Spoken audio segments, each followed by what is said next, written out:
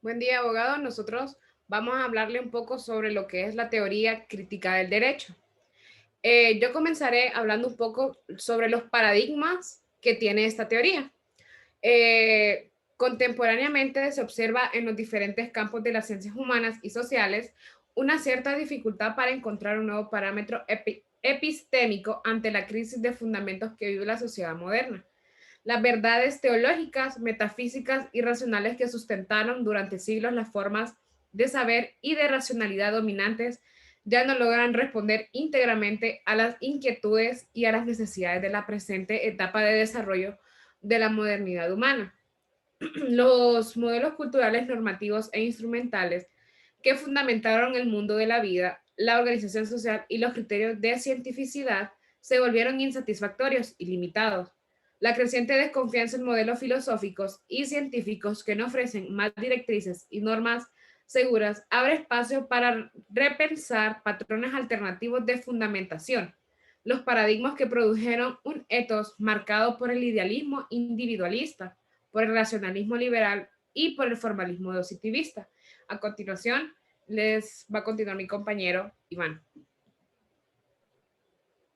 Buenas tardes, abogado. Yo voy a comenzar a hablarles sobre los orígenes de la teoría crítica moderna. Una vez demarcados los aspectos preliminares de la crítica y la conceptualización genérica de la teoría crítica, es importante examinar dentro de la tradición occidental, la cual es heredera del universalismo ilustrado, a la teoría social o corriente filosófica contemporánea que mejor desarrolló formulaciones acerca de una teoría crítica.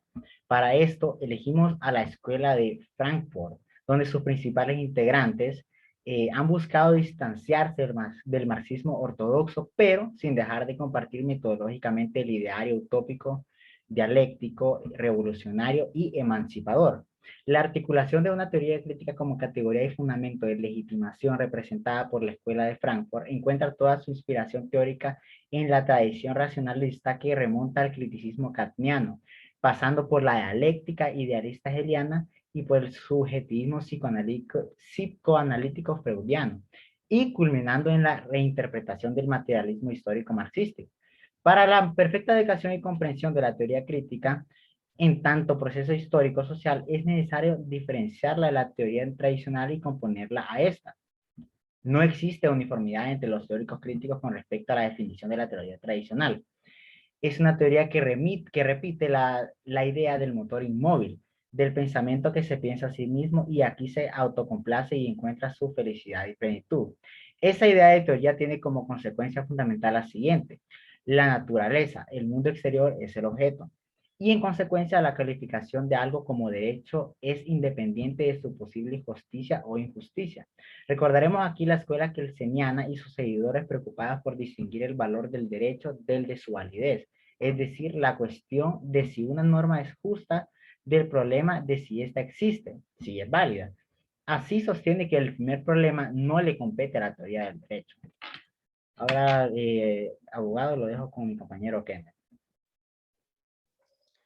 Buenas tardes. Continuando sobre las notas de la teoría crítica, como muchos saben, fue Thomas Kuhn quien introdujo el campo epistemológico la noción de paradigma, aplicada en el principio de las ciencias duras como ser la física y la biología, en la cual aludía a un conjunto entramado de conocimientos, prácticas científicos, criterios estandarizados de aceptabilidad de los enunciados y concepciones acerca de los fundamentos propios de una determinada rama del saber, compartidos por la comunidad científica concernida durante una cierta época más o menos prolongada.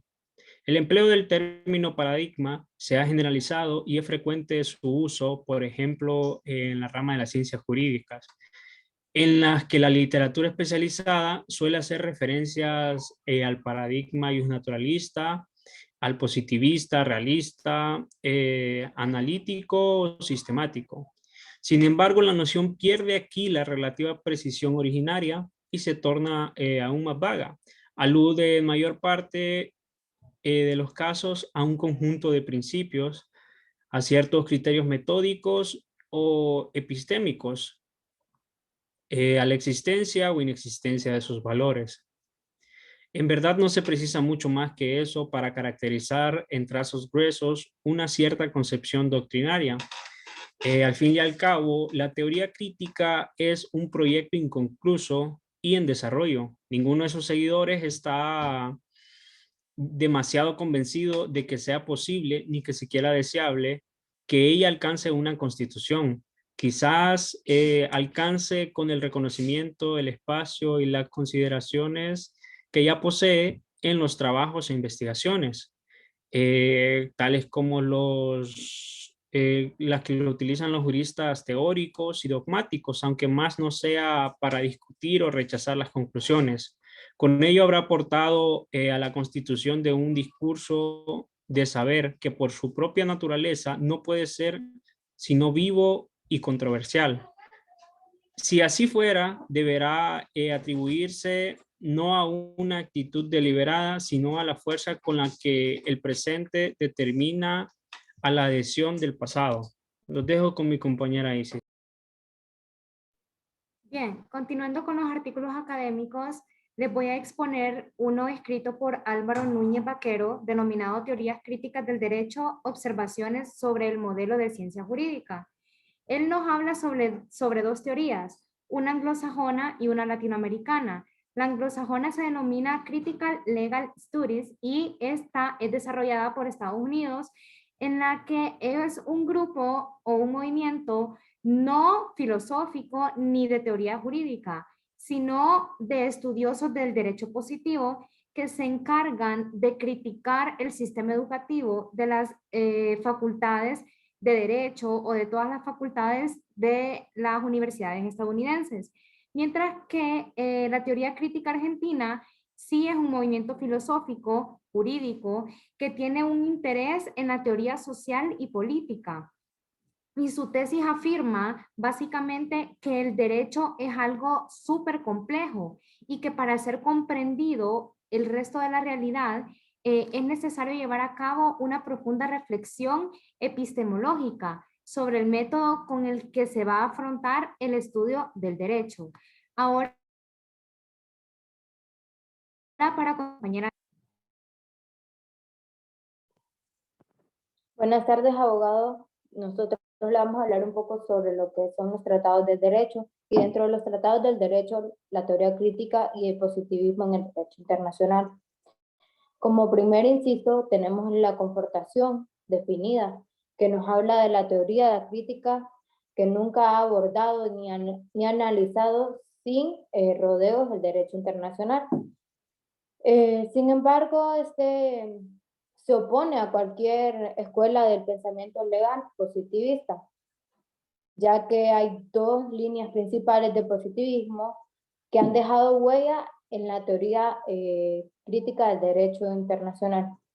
Los positivistas normativistas responden a la pregunta de por qué la ley es vinculante, tomando la idea empirista de que las normas internacionales se crean de acuerdo a las normas de elaboración de las leyes, y estas por los estados soberanos que se encuentran obligados a obedecer los tratados y las normas. Del mismo modo, afirman que el derecho internacional deben ser separados rigurosamente de las influencias externas, morales y políticas, y así mantener su autonomía. También creen que el compromiso de la norma abstracta y centralidad de las reglas y del procedimiento salvaguardan la neutralidad de las normas del derecho internacional. A continuación los dejo con mi compañero Cristian, que les va a hablar un poco más del tema. Bueno, tengan muy buenas tardes, abogado. Yo les voy a hablar acerca de lo que es las críticas al positivismo del derecho internacional.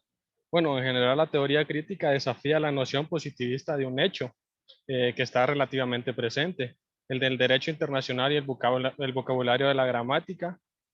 El vocabulario de la gramática de la ley, ya como organismo autónomo de normas, ya sean decisiones y doctrinas, ya como un conjunto de políticas o una red de interdependencias. El positivismo sociológico sería particularmente presionado para defender el llamado acceso, es decir, el objeto a la realidad contra la acusación de la ingenuidad epistemológica, es decir, la ingenuidad que tiene el conocimiento humano.